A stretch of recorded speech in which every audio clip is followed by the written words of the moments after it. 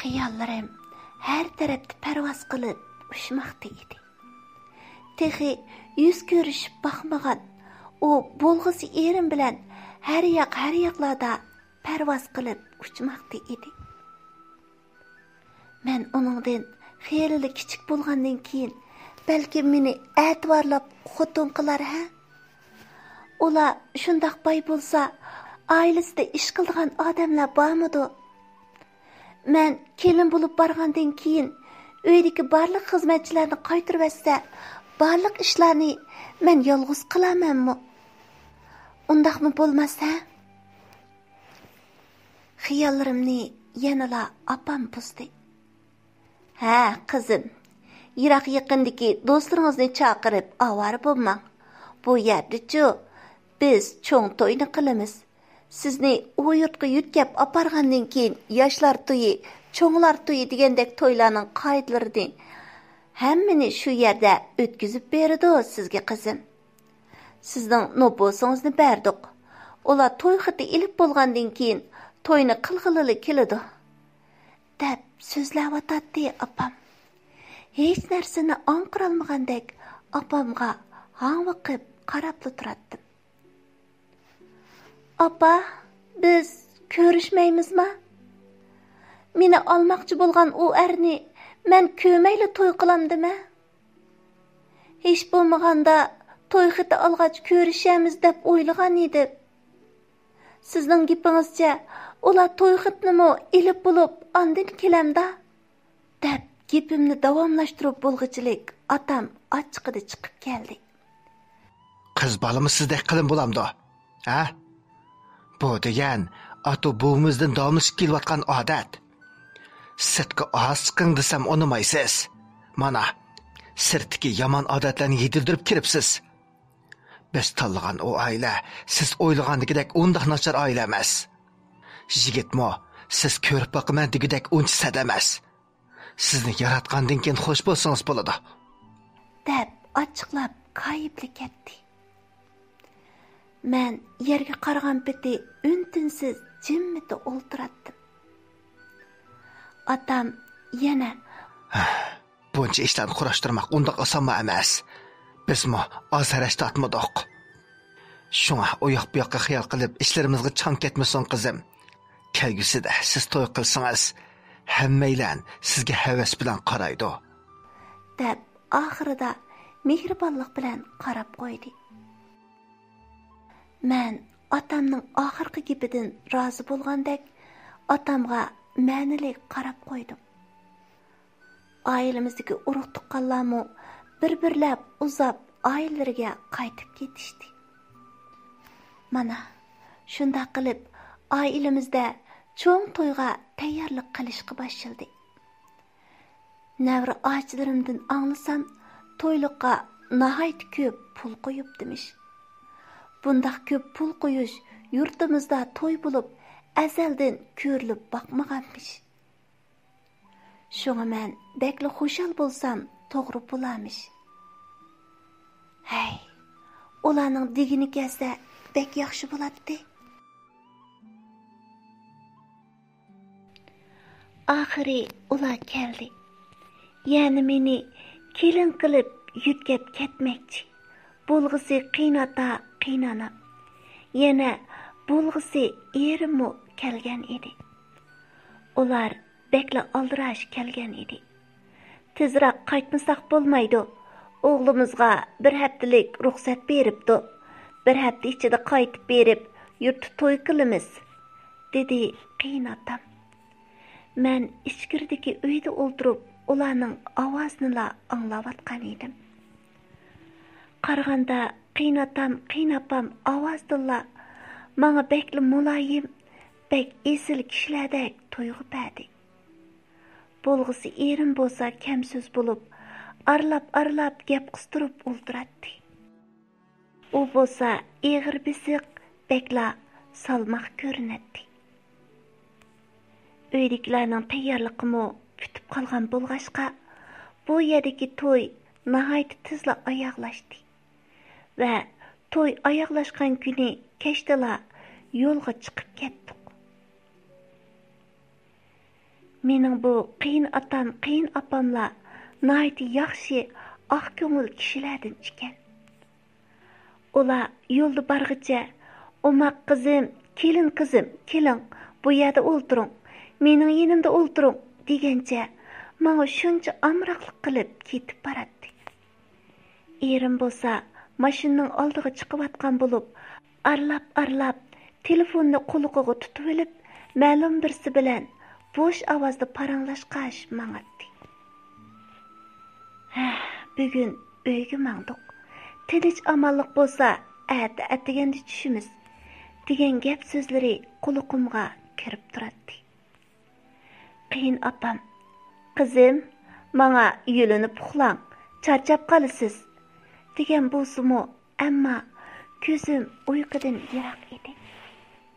Men uyga borgandan keyin turmush manzaralarimni ko'z oldimga keltirib, goh shirin xiyol sursam, goh qilgan ishlarimdan qusur chiqarib, u uyda sig'magan holatlarim ko'z oldimga bir-birlab o'tib mangadi. Hey, mening mushu shum ko'nglimni-sa, nadiki xiyollarni qilg'icha eng shirin kunlarimni xiyol qilaychi. Men bu uyga yangi borgandan keyin cho'qim yangi turmushimni, yangi hayotimni, yangi musofamni boshlashim kerak.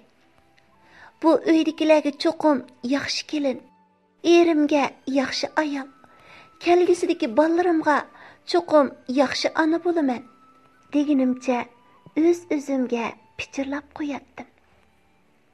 Mana biz keldik. Men yangi uyimga yetib keldim. Haqiqatan nihoyat hashamatlik imoratlarga kirib ketib borardik. Menda shunchalik qiziqish bo'lsa-mu, mashinadagi jimjitlikni buzg'im kelmay, menmu shularning qatorida jimmidi ketib borardim. Oxiri hayajonimni bosolmay, ballarcha to'lab solganimni o'zimni sezmay qoldim. "Voy, bek chiroyli ekan, opa. Opa, bu bizning uyimizmi?" degan savolni so'rab bo'lib, o'zimni ajoyib xijillik his qilgan edim. Mashinaning oldida o'ltirgan erim menga orqaga burilib, miyiqida kulib qarab qo'ygan edi. Qiyin otam bo'lsa, "Ha, qizim, bu sizningki yangi uyingiz bo'ladi" deb menga nihoyat astoydillik bilan atrofni bir-birlab tunishtirib mengishga boshladi. Qiyin opammo faxrlangan holda, "Ha, qizim, bu bizning uyimiz bo'ladi. Endi siz bu uyningki yangi ayol xo'jayini bo'ldingiz" dedi. Erim bo'lsa, yana orqaga burilib qarab, "Ayol xo'jayin? Opa, uni men e'tirof qilsam, bu mening ayolim desam, ondan u bu uyniki ayol xo'jayini bo'lar" dedi. Qiyin opam bo'lsa, "Og'zingni yum, men degandek ishlar bo'ladi" deb o'g'liga zardi bilan gap qildi.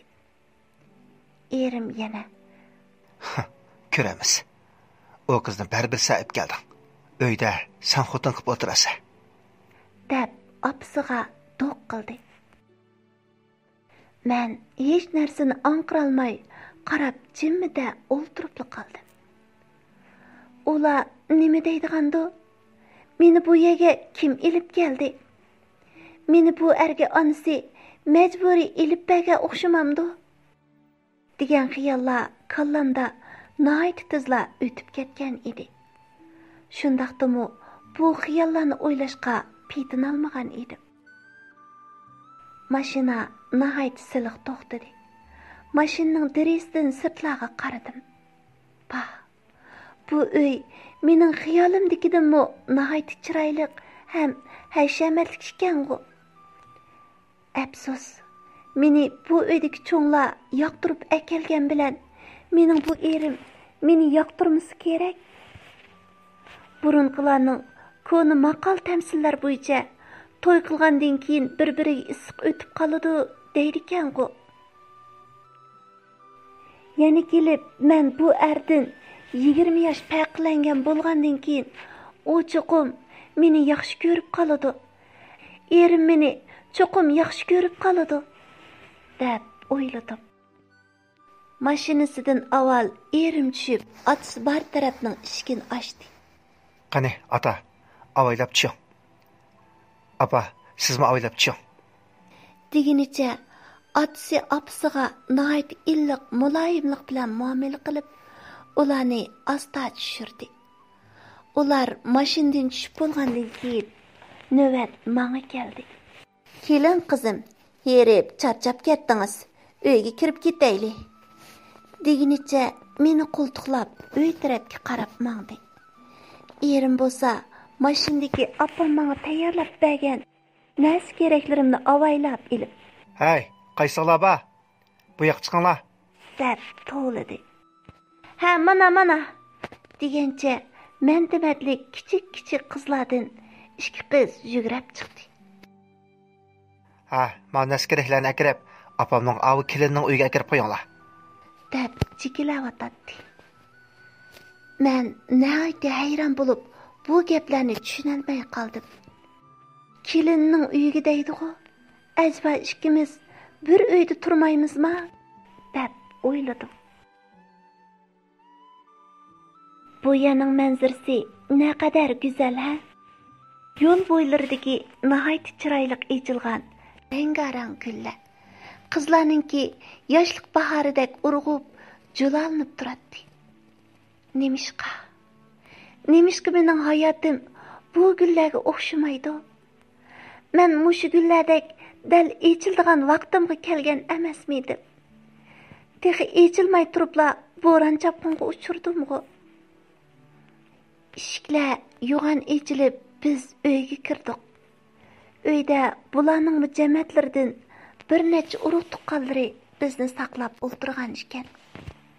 Qiyin opamlar, ha, mana bizning kelin qizimiz bek chiroyli o'maqa deb urug' tuqqanlarga meni tunishtirmoqda edi. Erimning bir singlisi bor bo'lib, "Tinchlikmi yanga?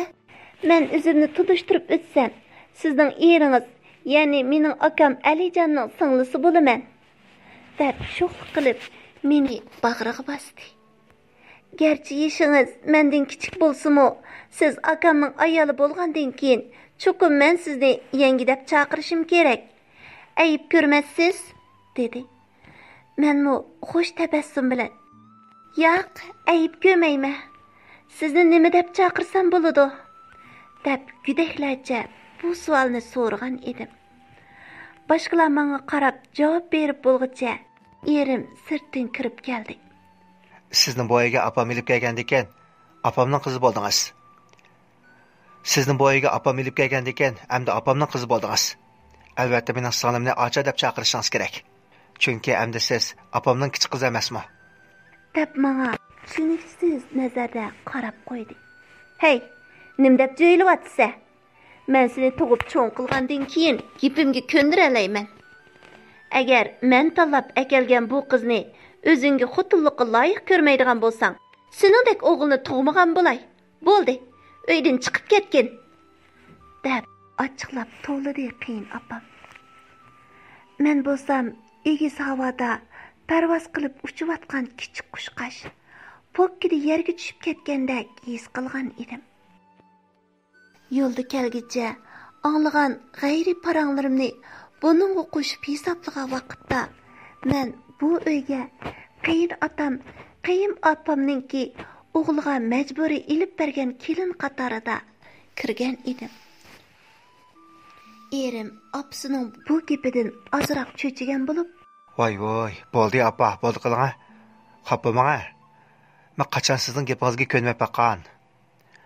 Agarda sizning gapingizga qo'shilmagan bo'lsam, siz bilan bilib berib, bu qizni alaydan ko'chirib kelmagan bo'lardim.